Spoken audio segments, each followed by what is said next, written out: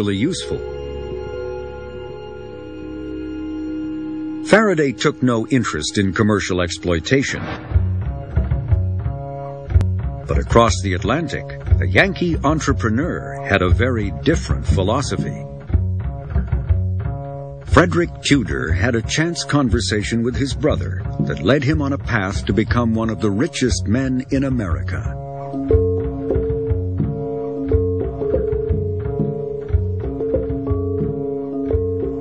The story goes at the dinner table, they were trying to decide what they had on their father's farm they could make money off of, and certainly there was a lot of rocks, but people weren't going to pay for that.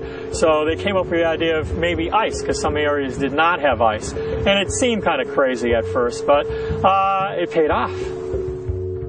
When Tudor began harvesting ice from New England ponds, he soon realized he needed specialized tools to keep up with the huge demand. We had the saws, and the saws were improvement over the old wood saws. They have teeth that are sharpened on both sides and set, so it cuts on both the up and the down stroke. The crew could clear a 3-acre pond easily in a couple of days.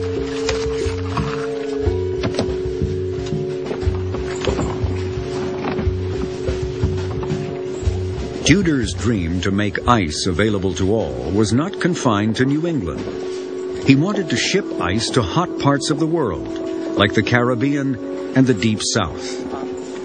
When Tudor first tried to convince shipmasters to put his load of frozen water into the ships, they all refused because they told him that water belonged outside the hull, not inside. So he had to go find other investors to get the money to buy his own ship, and he bought a ship by the name of the Favorite. New England became the refrigerator for the world, with ice shipments to the Caribbean, the coast of South America and Europe. Tudor even reached India and China. Watching the ice cutters working Walden Pond, Henry Thoreau marveled that water from his bathing beach was traveling halfway round the globe to end up in the cup of an East Indian philosopher. Tudor, who soon became known as the Ice King, began using horses and huge teams of workers to harvest larger and larger lakes as the demand for ice grew. During the latter half of the 19th century, the ice industry eventually employed tens of thousands of people.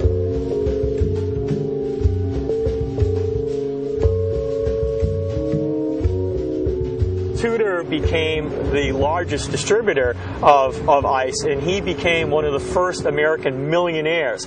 And we're talking about one of his ships going to the Caribbean, giving him a profit of $6,000. Now, this is in a time period when people were earning $200 to $300 a year, the average family. So someone earning thousands of dollars was just inconceivable. And that would be losing 20% of your ice when it got there. There was still huge amounts of profit. Tudor's success was based on an extraordinary physical property of ice. It takes the same amount of heat to melt a block of ice as it does to heat an equivalent quantity of water to around 80 degrees Celsius. This meant that ice took a long time to melt, even when shipped to hotter climates.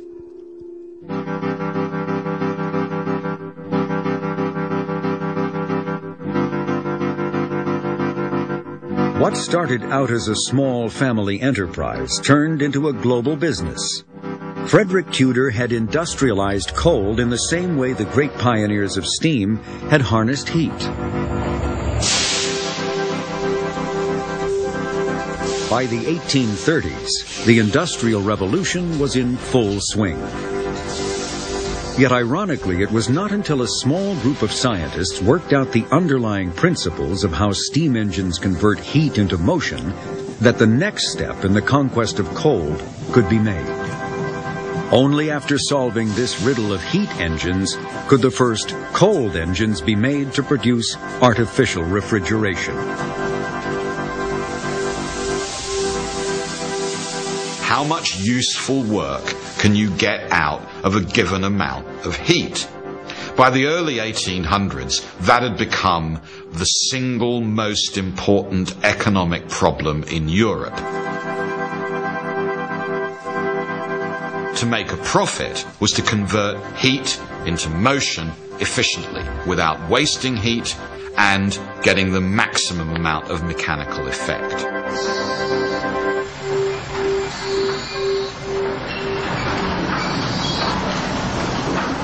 The first person to really engage with this problem was a young French artillery engineer, Sadi Carnot. He thought that improving the efficiency of steam engines might help France's flagging economy after defeat at Waterloo in 1815. Working at the Conservatoire des Arts et Métiers, he began to analyze how a steam engine was able to turn heat into mechanical work. In steam engines, it looks as though heat is flowing around the engine, and as it flows, the engine does mechanical work.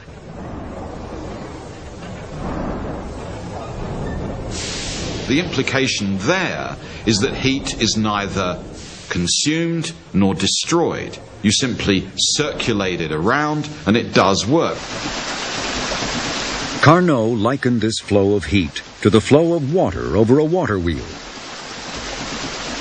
He saw that the amount of mechanical work produced depended on how far the water fell. His novel idea was that steam engines worked in a similar way, except this fall was a fall in temperature from the hottest to the coldest part of the engine. The greater the temperature difference, the more work was produced. Carnot distilled these profound ideas into an accessible book for general readers, which meant it was largely ignored by scientists instead of being heralded as a classic. Well, this is the book. It's Carnot's only publication, Reflections on the Motive Power of Fire of 1824.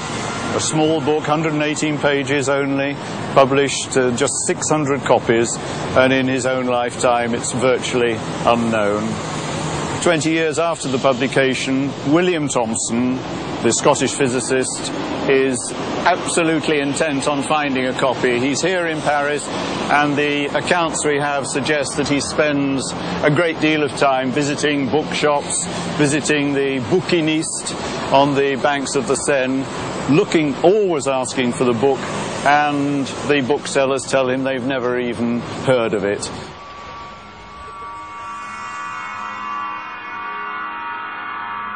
William Thomson, who would later become Lord Kelvin, a giant in this new field of thermodynamics, was impressed by Carnot's idea that the movement of heat produced useful work in the machine. But when he returned home, he heard about an alternative theory from a Manchester brewer called James Joule.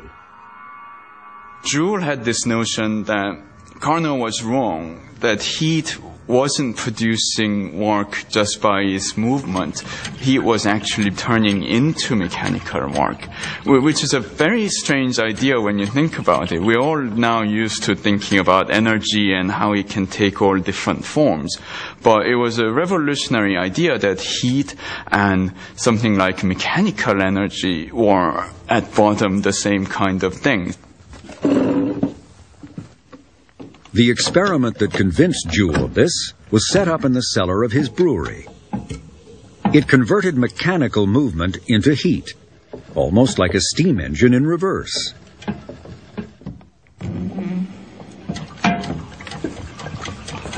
He used falling weights to drive paddles around the drum of water. The friction from this process generated a minute amount of heat. Only brewers had thermometers accurate enough to register this tiny temperature increase caused by a measured amount of mechanical work.